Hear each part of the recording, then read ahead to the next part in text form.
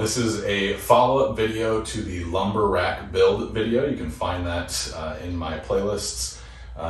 As you can see, now I have installed some drywall. Obviously not great at it, but it's just my garage, so it'll do. So I had to take the lumber rack down. I put insulation in the wall, adding the drywall and then painting over it. So now I'm reinstalling the lumber rack with the knowledge I learned from the previous video. It's been about 6 months since that video and it's been working well. I am using the same exact lag screws, or you can call them a lag bolt as last time. I have the impact drill from Craftsman still going well, which has the star bit for these screws. So just like last time, I am using a scrap piece of wood to help me hold this as I screw it into the wall. And so they're all at the same exact height. I have 5 of them that are going up, and they're going to be spaced out every other stud, so every 32 inches. This will help hide my poor job on the drywall mud. So here we go.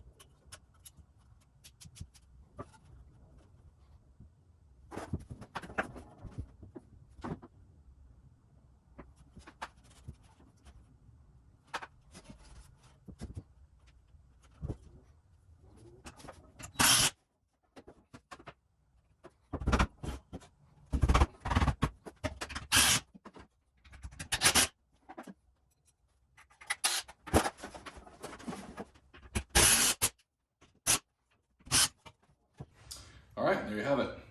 Went up pretty well. You could see, I'll probably show it, that I missed the stud a couple times in this one. Not a big deal. You can really feel the screw catch the stud, the wood stud behind it. If not, it's just going into drywall, and you can definitely tell the difference.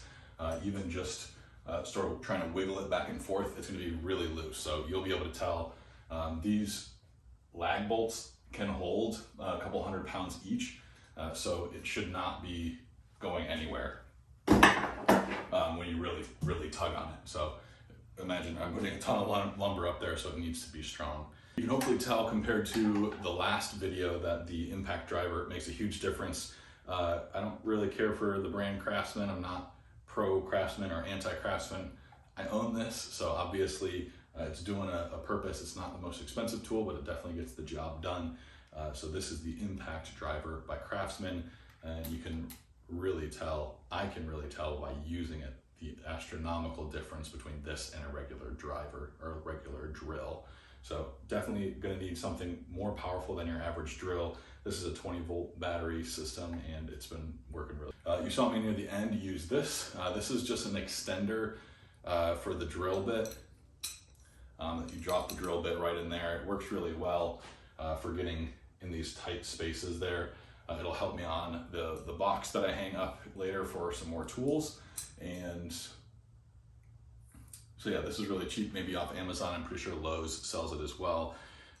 This is slightly different than it was last time. It's coming over onto the workbench a little bit more than it was, but I think it's gonna work really nicely. It'll give me some more room in the corner there and allow me to really space out the lumber. So thank you so much for watching. If you have any questions, drop them in the comments. I'm happy to answer them, and thank you so much for subscribing.